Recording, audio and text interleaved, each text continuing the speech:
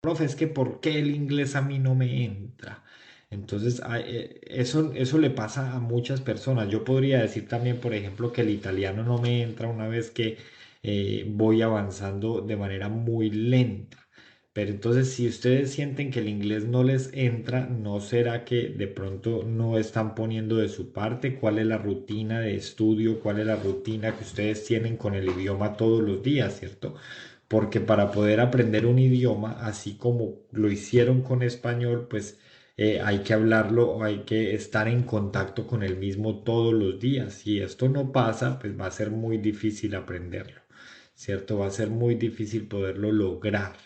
De manera que esa es la invitación. Yo pienso que no es que no les entre, es que quizá no le están dedicando suficiente tiempo, es que quizá no están incluyendo la rutina o los hábitos como es. Recuerden que esta semana, por ejemplo, en el curso que estamos haciendo todos los días en el directo, les explicaba que tenemos que incluir algo de las 4 habilidades en nuestra rutina diaria y eso se dividía, por ejemplo, en mañana, tarde y noche y en cada momento específico del día pues hablábamos de cosas que nos podían servir como estrategia para poder cumplir el objetivo. Así que bueno, ¿cuál otra pregunta tenemos? De manera que no es que el inglés no nos entre, es que tal vez no estamos aprendiéndolo como debe ser, no estamos eh, teniendo el contacto con el inglés que deberíamos. Eso es lo primero que hacemos en nuestros cursos, es tratar como de cambiar ese chip de cómo se aprende el idioma, ¿cierto? Porque recordemos, lo primero que tenemos que tener pendiente es que un idioma, según estudios, según además experiencia, ustedes lo pueden constatar con el idioma materno, un idioma no se aprende, sino que un idioma se adquiere. Esto lo sostiene, por ejemplo, las investigaciones del doctor en lingüística, el señor Stephen Krashen, que es, a mi juicio, eh, perdón, uno de los académicos en el mundo que más se ha dedicado a estudiar language acquisition, que es la forma como adquirimos idiomas. Entonces él sostiene que los idiomas, contrario a lo que muchas personas creen que las personas creen que sí se aprende, pero contrario a eso no se aprenden, sino que se adquieren. ¿Qué quiere decir eso? Que de manera natural, de manera inconsciente y de manera espontánea empezamos a adquirir idioma y llega un momento en el que entendemos mucho y ya lo hablamos y ni siquiera nos dimos cuenta o no lo hicimos o no fue un proceso consciente. Una vez ya lo hemos adquirido, ya podemos comunicarnos, ya podemos entender, entonces en ese momento sí se va a hacer mucho más fácil estudiarlo. Y si comparamos eso con nuestro proceso cuando aprendimos nuestro idioma materno, pues yo creo que tiene todo el sentido, porque a todos, digamos que los que son contemporáneos conmigo, por ejemplo, que nacieron en los noventas, quizá en los ochentas, nos ingresaron al colegio, por ejemplo, en Latinoamérica, más o menos de 5 o 6 años. Y todavía lo normal es que inicien en el colegio entre los 5 y los 6 años, aunque hay algunos casos de niños pues que inician al jardín o a la guardería, pues desde que están casi que en meses, ¿cierto? Por eso digo, hablo de aquella época. El caso es que cuando ingresamos al colegio, a la escuela, perdón, de 5 o 6 años, en ese momento ya nosotros hablábamos y podíamos comprender por lo menos lenguaje cotidiano casi que a la perfección, ¿cierto? Y eso lo hicimos aún sin aprender la gramática, aún sin aprenderlo a escribir y aún sin aprenderlo a leer. Solo hasta ese momento es que ingresamos a la escuela ya a aprender a leer, a aprender a escribir y a continuar pues con el proceso de formación o a iniciar con el proceso de formación escolar para ya después prepararnos para una universidad. Entonces, tiene todo el sentido, ¿verdad? Tiene todo el sentido que el idioma no se aprenda, pero sí se adquiera. Y este proceso de adquisición no se hace de manera consciente, luego sí de manera inconsciente. Entonces ahí es donde Krashen trae a colación la hipótesis del comprehensible input, que es el input comprensible. Y él simplemente lo que hace es dividir el idioma en dos partes, ¿cierto? En el input y en el output. El input es todo lo que leemos y escuchamos porque lo estamos recibiendo y el output es todo lo que estamos produciendo, ¿cierto? Lo que escribimos y lo que hablamos.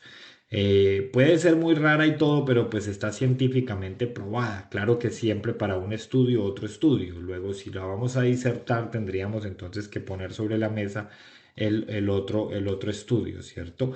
Entonces, lo que Krashen sostiene y a la teoría de Krashen se le suma el centro, la Universidad de Cambridge, es que tenemos que recibir un cierto número de horas de input para poder estar en capacidad de producir un output de manera fluida y con la menor cantidad de errores posible.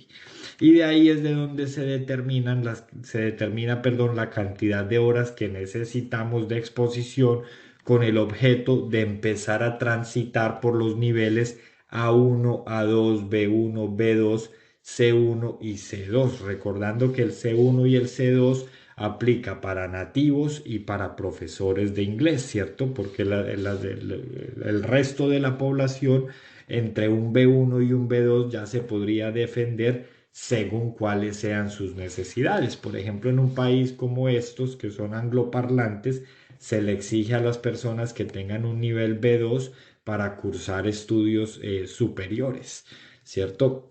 De manera que cualquier persona que quiera venir aquí a estudiar tendría, salvo que vaya a estudiar inglés, ¿cierto? Pero si quiere venir a hacer estudios de pregrado, de posgrado, tendría que certificar un B2 y si quiere hacer estudios de doctorado, tiene que certificar ahí sí un C1. ¿Listo?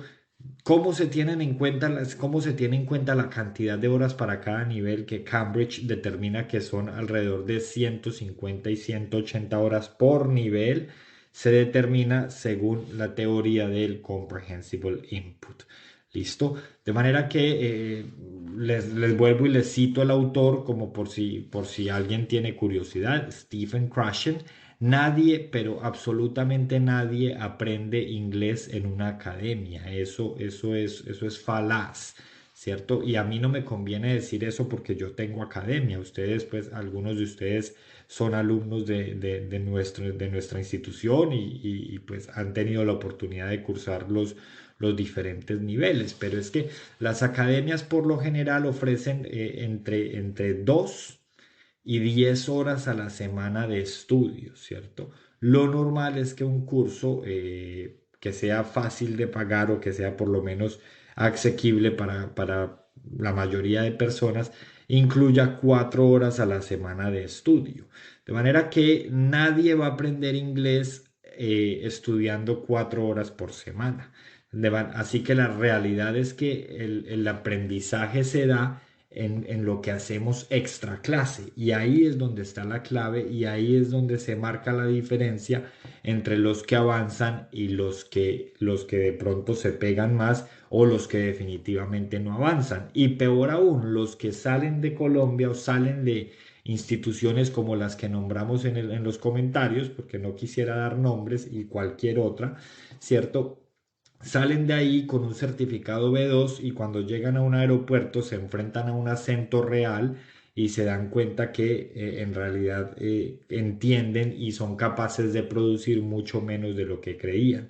Esto es porque no nos preparamos con los diferentes acentos y no nos preparamos con lo que se conoce authentic material, ¿ok? El authentic material es precisamente el material que está diseñado no para estudiantes de inglés, sino para angloparlantes, ¿cierto? Authentic material, por ejemplo, en español es todo lo que nosotros consumimos en nuestro propio idioma. Si un estudiante de L, es decir, español como lengua extranjera, utiliza el authentic material para su aprendizaje en vez del material que está diseñado en libros de texto con seguridad va a tener un aprendizaje, un desempeño mejor con el idioma. ¿Listo? Todo esto que yo les estoy diciendo aquí es muy importante que todo esto que ustedes me escuchen a mí y le escuchen a cualquier persona, por mucho que ustedes la respeten, vayan y contrástenlo, ¿cierto? Porque cualquiera enciende una cámara y cualquiera se pone a hablar y pues dice lo que se le antoje, ¿cierto? Y lo mismo, cualquiera en los comentarios escribe lo que se le antoje, pero realmente la información hay que contrastarla, hay que compararla y después determinar o concluir en cuál argumento se identifican, ¿verdad? Esa es como la recomendación que les quisiera hacer, porque no podemos estar creyendo, menos ahorita con el mundo de las redes sociales, todo lo que vemos, lo que escuchamos, una vez que nos encontramos siempre con muchas sorpresas, inclusive de personas que admiramos o admirábamos demasiado. Muy bien, yo creo que hace un mes a Estados Unidos y fue complejo entender. Maito, ¿y habías estudiado niveles en alguna institución? Eso es muy importante porque yo nada más en estos momentos tengo una persona viviendo en mi casa, él hizo los 16 niveles también de una institución muy conocida en Colombia y le dieron un B2 de certificado, ¿cierto? Y en Colombia pues esa persona que consideraba que hablaba mucho inglés y cuando llegó aquí, nada más en el aeropuerto se dio cuenta que no, que tener un B2 de certificado no garantiza que se hable, ¿cierto? Y aquí pues en cuestión de 6 meses ya ahí sí de verdad estaba hablando, pero ¿por qué? Porque salía del instituto a trabajar 4 horas diarias y esas 4 horas diarias las trabajaba en inglés, ¿cierto? Como fuera. Se subía al bus y en el bus nada más le hablaban inglés, ¿cierto? Salía al parque y en el parque solamente le hablaban inglés. Entonces, vuelvo y les repito, esto que yo les digo no me lo crean, consúltenlo. Nadie aprende inglés en una academia. Luego, en la academia, lo que nosotros hacemos, el trabajo nuestro en la academia es quitar el miedo, ¿cierto? Retroalimentar, afianzar, dar confianza para que puedan enfrentarse a diferentes situaciones. Eso es lo que se hace en la Academia de Inglés, pero además también es lo que se hace en cualquier institución educativa. A muchos nos pasa que hacemos los 5 años de universidad y cuando empezamos a trabajar nos damos cuenta que la universidad, o sea, ¿cuántos se han graduado de la universidad y creen que ya pueden gerenciar un banco, pero cuando empiezan a trabajar se dan cuenta que lo que necesitan es cancha y experiencia? Es exactamente la misma situación. Muy bien, por aquí tenemos, Jonathan, ¿cuántas horas mínimas se necesita dedicar para aprender inglés? Jonathan, eso depende mucho del caso, mira, eso depende de tu estilo de aprendizaje, depende pues también de cuáles sean tus fortalezas, pero en promedio se recomiendan como mínimo 2 horas diarias si se quiere alcanzar una fluidez en un periodo de 6 a 9 meses, una fluidez básica, ¿cierto? Una fluidez que podría equipararse con la fluidez de un estudiante de primaria. ¿Listo? Es decir, con 2 horas diarias estarías alcanzando ese nivel de fluidez que podría equivaler a un A2 o B1, según el marco común de referencia para la lengua. ¿Cierto? Pero ojo, no confundir estas 2 horas diarias con estudio. No es que sean 2 horas de estudio, es que son 2 horas de exposición al idioma. ¿Qué quiere decir exposición? Quiere decir que sea escuchando audiolibros, perdóneme, pero tengo la alergia de la primavera, que sea escuchando audiolibros, que sea tratando de interactuar, tratando de escribir, bueno, mejor dicho, incluir una rutina diaria de 2 horas que involucre el idioma inglés a través de lo que ustedes deseen. Esto pues, esta es la recomendación también según la Universidad de Cambridge. En la práctica eso influye, estar en un país donde se habla mucho. Nata, pues sí, claro, porque lastimosamente somos humanos y a los humanos nos gusta todo a la fuerza. Esa es una de nuestras características, todo obligado porque si no vamos a caer en el arte de la procrastinación, que algunos sostienen que es un arte. Pero yo conozco muchas personas que sin salir de su país han logrado aprender inglés a un nivel muy bueno, pero siempre que hablas con ellos te van a argumentar lo mismo, que solo escuchaban música en inglés o que solo veían series y películas en inglés y que, bueno, se vinculaban a comunidades de inglés en redes sociales. O sea, en la práctica, estar en un país de estos sirve siempre y cuando lo sepas explotar. Por ejemplo, aquí en Irlanda hay una ciudad en la que están concentradas todas las comunidades de hispanohablantes y es la ciudad de Cork. Y yo conozco personas que llevan aquí 8 o 10 años y no han podido aprender inglés porque todo el tiempo están rodeados de personas que hablan español. Así como también conozco personas, no les voy a mentir, 19 años en Estados Unidos y no aprendieron inglés, se devolvieron para Colombia sin hablar inglés porque siempre se rodearon de hispanos. Entonces, eso, como siempre, es la manera como tú aproveches las oportunidades. Saludos desde Houston, Texas. Muchas gracias por compartir. No, gracias a ti por ver y por estar pendiente. Entonces, bueno, yo les planteo cosas tan sencillas y ya vamos a ir al grueso del directo, que son los 10 errores más comunes en la pronunciación que les había prometido. Y es que si ustedes adquieren un hábito, por ejemplo, leer 5 páginas de un libro todos los días, al final del mes van a haber leído 150 páginas, que si eso se traduce en palabras, estaríamos hablando de unas 45.000 palabras, ¿cierto? Con seguridad, cada día que ustedes lean 5 páginas, de esas 5 páginas, así no las entiendan todas, van a lograr familiarizarse con muchas palabras que no entendían antes. Ojalá las leyeran en voz alta. Sin leer 5 páginas en inglés a un estudiante, por ejemplo, de un nivel básico o cero, les puede demorar, no sé, 15, 20 minutos, porque se entiende que es leyendo en otro idioma, ¿cierto? Y eso que podría yo estar exagerando.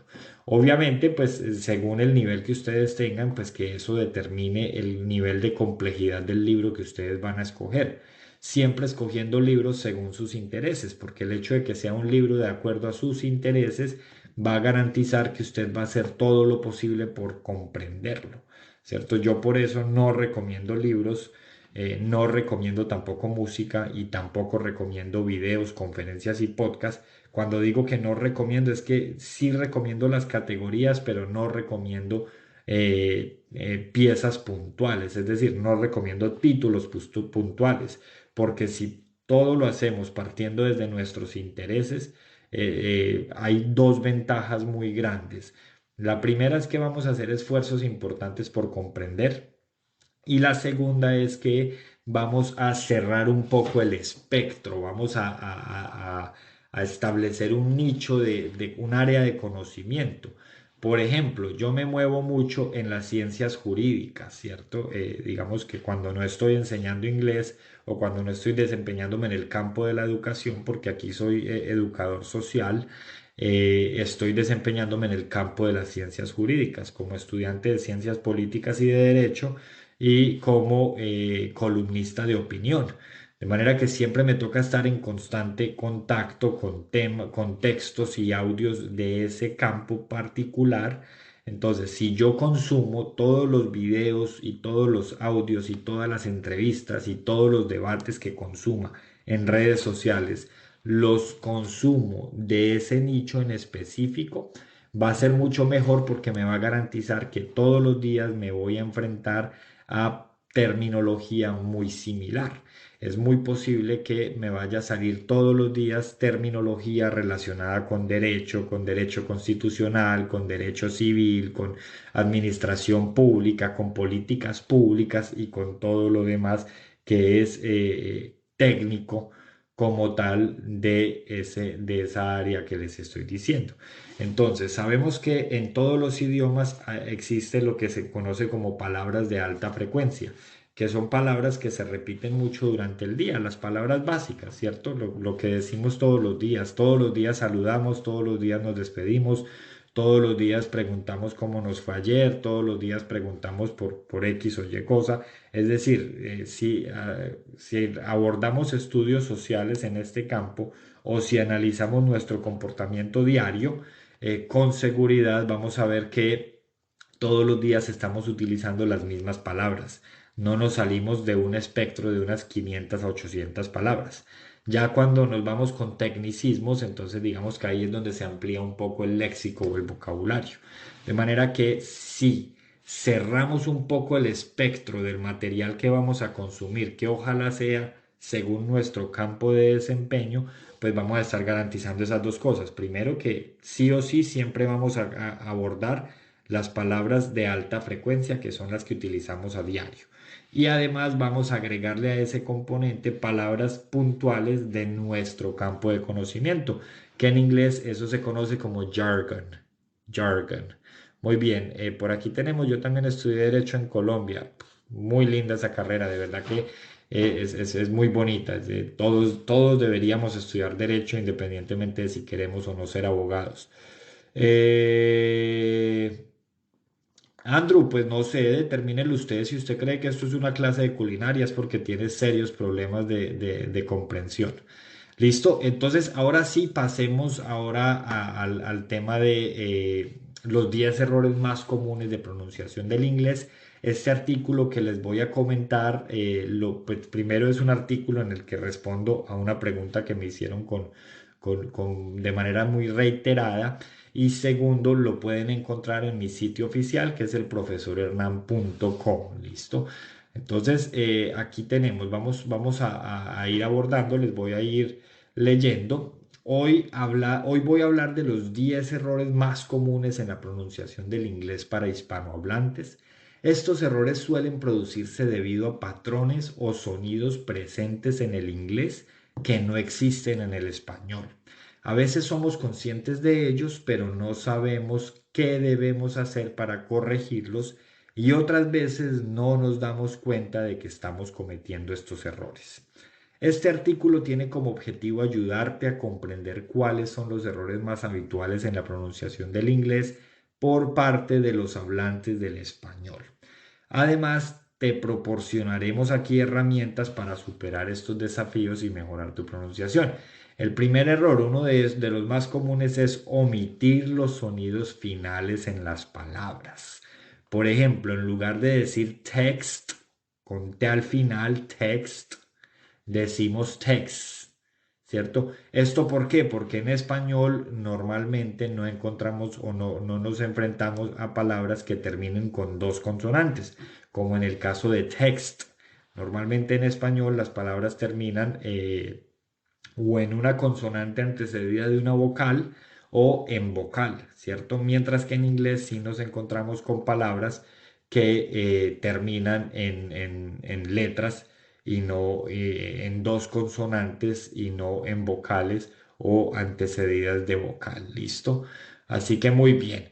O en lugar de mind, para mente, decimos mind.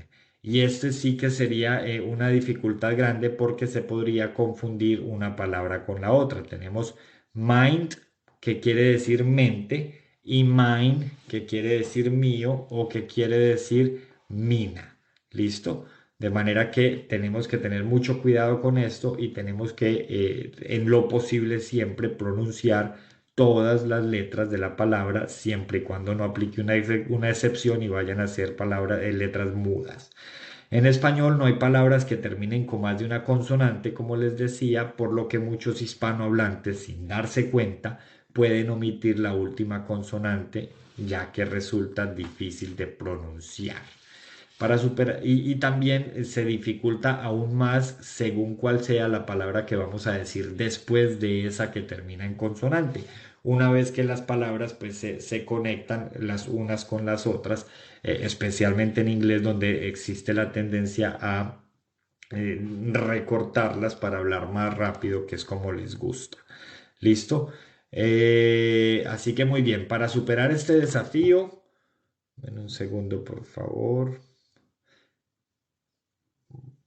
Por aquí lo tenemos. Para superar este desafío, te sugiero que hagas una lista de palabras que terminen con dos, tres o incluso cuatro consonantes y las practiques lentamente, asegurándote de pronunciar cada sonido. No dudes en exagerar un poco los sonidos hasta que consigas acostumbrar a tu lengua a pronunciar todas las consonantes sin pausas, sin añadir vocales, perdón, en medio y sin omitir ningún sonido. Vamos con el segundo. Otro error frecuente es la sustitución de la M por la N, ¿cierto? En español el sonido de la M existe, pero nunca aparece al final de las palabras. Cuando esto ocurre en inglés, los hablantes del español a menudo lo convierten en N de novio. Por ejemplo, game, que quiere decir juego, game, ¿cierto? Lo estoy sobreactuando un poco y por eso suena ma, pero realmente es game, y en vez de eso terminan diciendo gain. Observen la diferencia, game, ¿sí ven? Entonces, este también es muy delicado porque game es juego y gain es ganar. Para evitar este error, practica palabras que terminen con M, asegurándote de que tus labios se cierran para el sonido M. Además, muchos hispanohablantes tienden a pronunciar la Z en medio de las palabras como S.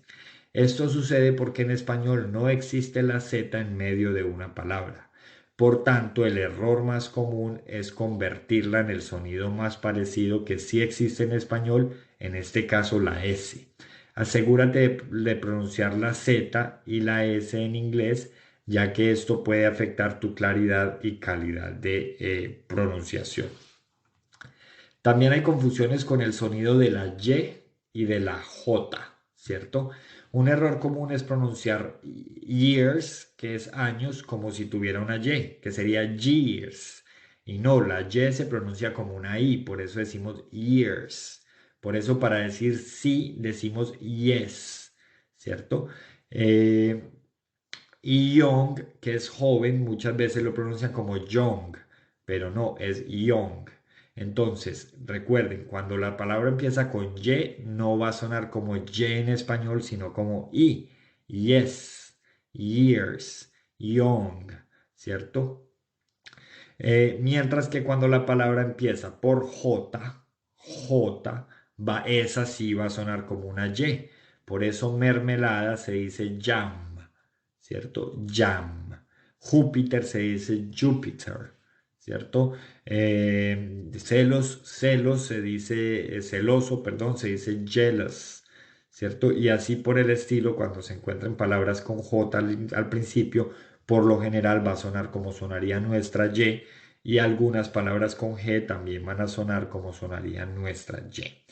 Los sonidos similares de vocales se pronuncian de la misma manera. Por ejemplo, leave, leaf. Entonces, ese es un error, ¿cierto? Tenemos que saber diferenciar entre la I larga y la I corta, ¿cierto? Eso es muy importante. También pasa en piscina, pool y pool, de alar. Pool, pool. Observen que es una U larga y una U corta. Pool, pool, ¿cierto? Eso es muy importante siempre poder hacer esa diferencia. Por ejemplo, dejar, leave. También irse, leave, ¿cierto? Mientras que en vivo, como esto, es live. Claro que este sería live, perdón. En vivo, por ejemplo, en un concierto, live, ¿cierto? En vivir, perdón, live. Observen, live, live. Es una I larga y. Live, live. Entonces, este es un error muy común que cometemos en español y es que no diferenciamos de la I larga de la I corta. Y hay palabras, les voy a hacer el ejemplo, con durazno, ¿cierto? Durazno y campo de fútbol. Peach, pitch. Y ahora ustedes hagan el mismo ejemplo, pero en vez de P, B. Y les va a salir playa y el femenino de perro, ¿cierto? Que no lo voy a decir al aire, eh, porque no queda bien. Pero observen, en esa palabra, por ejemplo, es muy importante alargar la I. Para playa, beach. Let's go to the beach, ¿cierto? La alargamos. Mientras que si la decimos corta, pues se va a malentender y vamos a quedar, no vamos a quedar muy bien, ¿cierto? Lo mismo con sheet para hoja. y mierda, que es con la I corta, ¿cierto? Así que muy bien, para dominar esto lo que necesitan es entender cuál es la I larga o la U larga o la vocal larga y empezar a practicar los sonidos, porque pues si no los practicamos, lo que no se practica primero se olvida y segundo pues no se aprende, no se interioriza, ¿cierto? Para que lo tengamos presente. Entonces, tenemos la vocal E tensa en palabras como he, we, see y la E relajada en palabras como set, ker, lest, ¿cierto? Que es la I corta. Ahí la describo como tensa y relajada, pero realmente también es larga y corta. Siguiendo con el tema, la V la convertimos en B, ¿cierto? En español. ¿Por qué? Porque en español no tenemos la diferencia. En español da lo mismo decir billar que victoria, ¿cierto? O beso que vaca, ¿cierto? Da lo mismo decirlo en español. Aunque hay en algunas zonas de España en las que sí diferencian beso de vaca, beso vaca, pero realmente esto no es una constante. En inglés sí es muy importante hacer la diferencia, ¿cierto? Entonces tenemos algunos ejemplos aquí. View, view, observen que la B es bilabial. ¿Qué quiere decir bilabial? Que junto los labios. Y la V es vibra aquí. ¿Listo? Entonces, view, very, very, very good, very. Mora, very, very. ¿Sí ven la diferencia? Entonces es muy importante tener eso presente. La R americana se convierte en una R en español. Ese es otro error muy común, ¿cierto? En inglés no decimos car, sino car. Observen que la R americana es muy fácil de hacer cuando le ponemos lógica.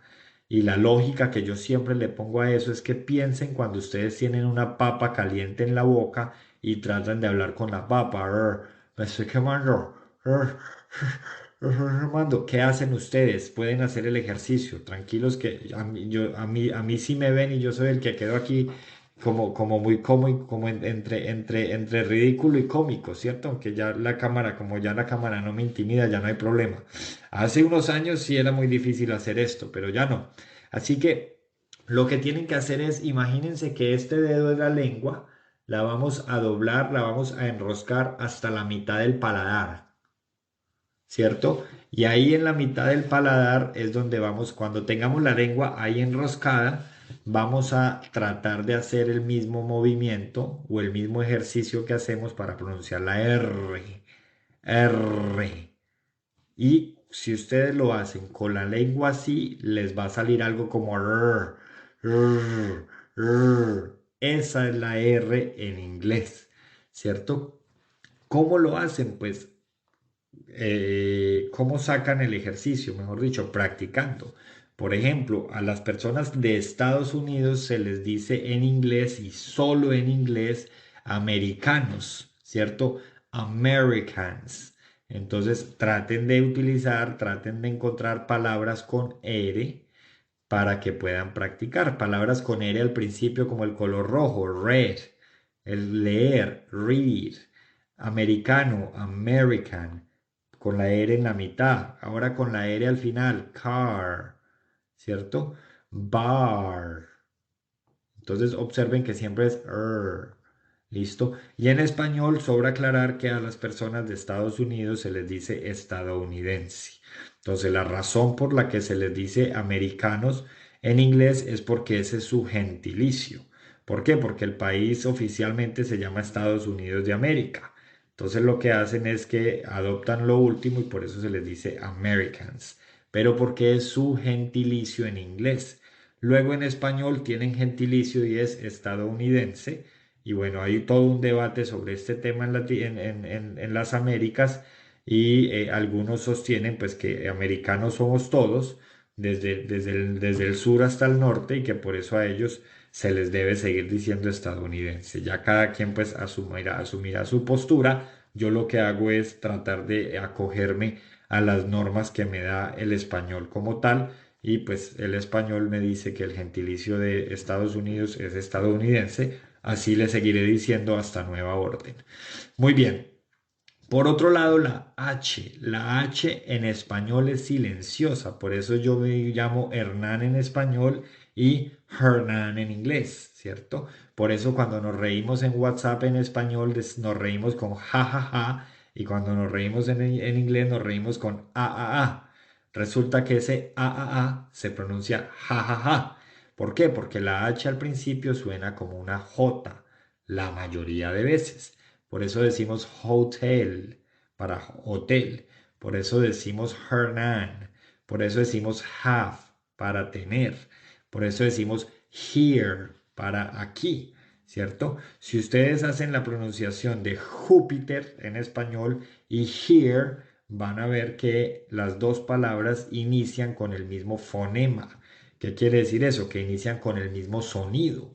Así algunas personas, algunos latinos que por alguna razón tienen algunos ínfulas de superioridad en el campo de hablar inglés, así algunos digan que eso no es una J, pues si a ustedes les parece que no es una J, después de hacer el ejercicio, pues les agradezco que me lo digan, porque a mí Júpiter y here me parece que suenan exactamente con el mismo sonido al inicio.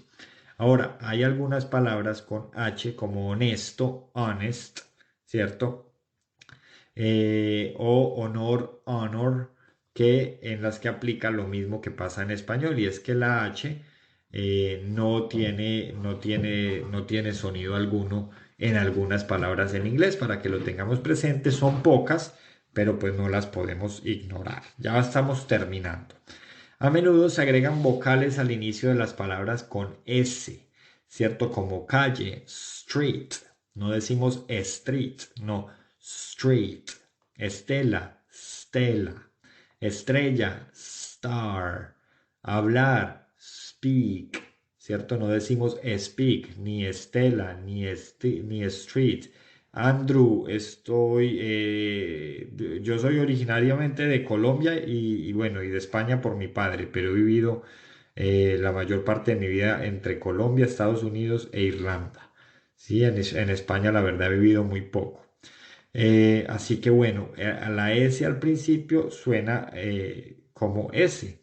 Entonces, ¿cuál es el ejercicio? Sucede que en español no tenemos palabras, perdón, que inicien con S y consonante.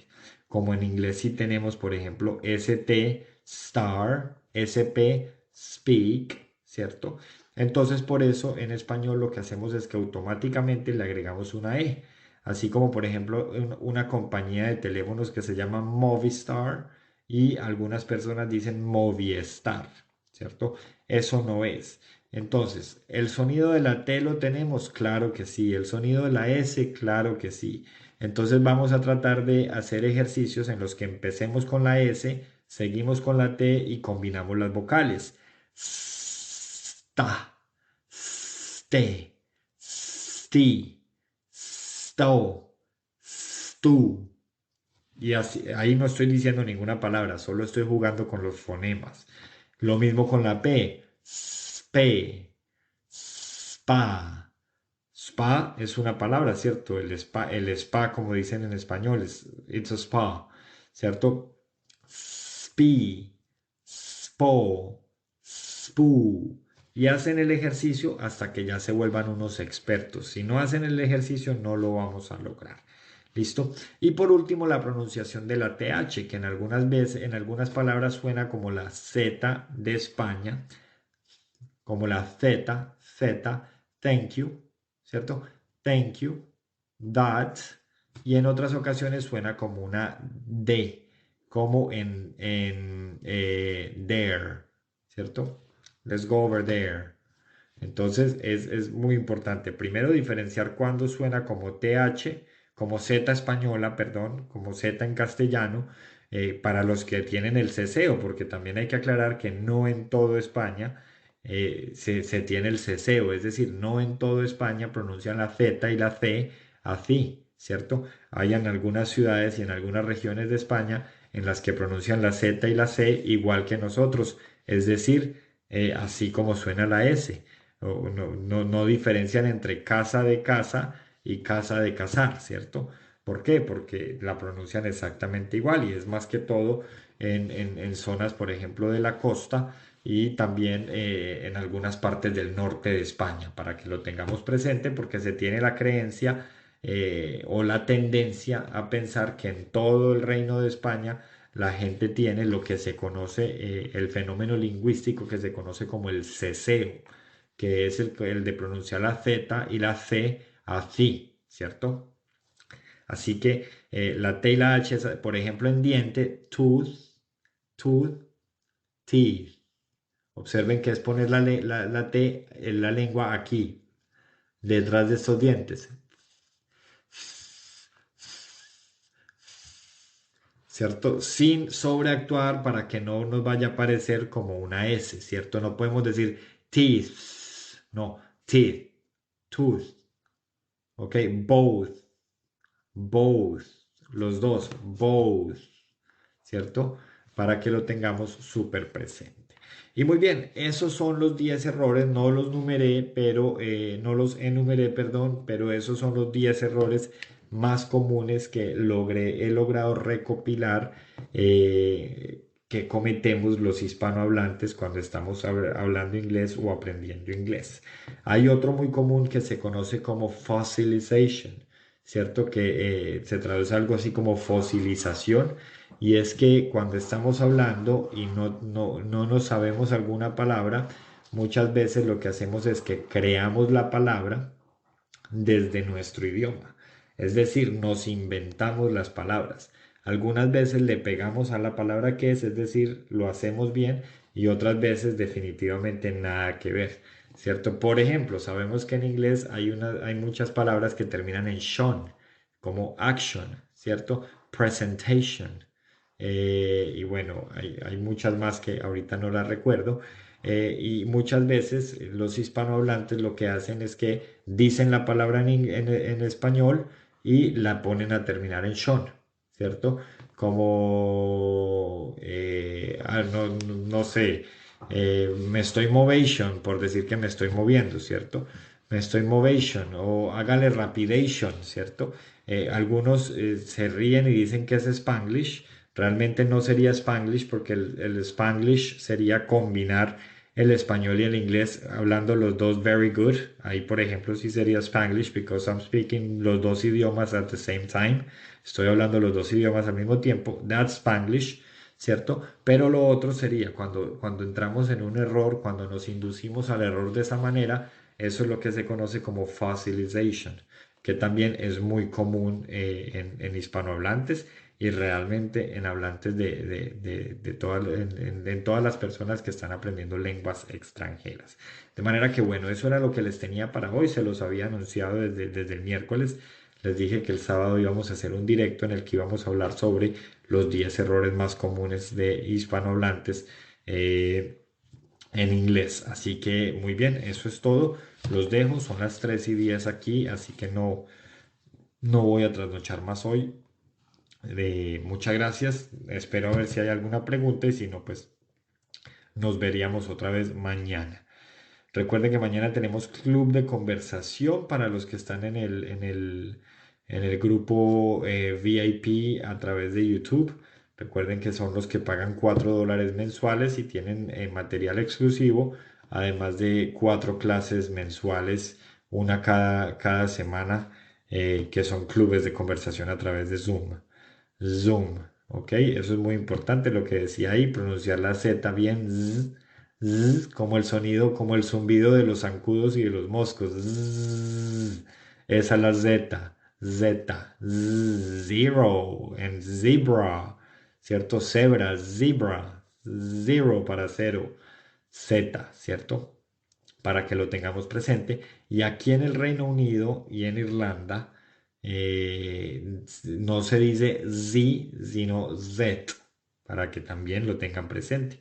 Es importante hacer esas salvedades que no son más allá de que algunas palabras, algunas cosas se les dice de manera diferente, así como en Colombia le decimos tapete a la muqueta en España, ¿cierto? En España es muqueta y en Colombia es tapete, ¿cierto? En España es pajita y en Colombia es pitillo y en México es popote. Es exactamente lo mismo. Pero eso no quiere decir que el inglés, el español de Colombia sea mejor que el de España o sea mejor que el de México. Y a la inversa, ¿cierto? No quiere decir tampoco que el español de Colombia sea diferente al de México. No, simplemente hay algunas variaciones, ¿cierto? Pero los tres, y si incluimos el resto de países, pues va a seguir siendo español. Lo mismo pasa con el inglés, ¿listo? Así que bueno, muy bien, muchas gracias.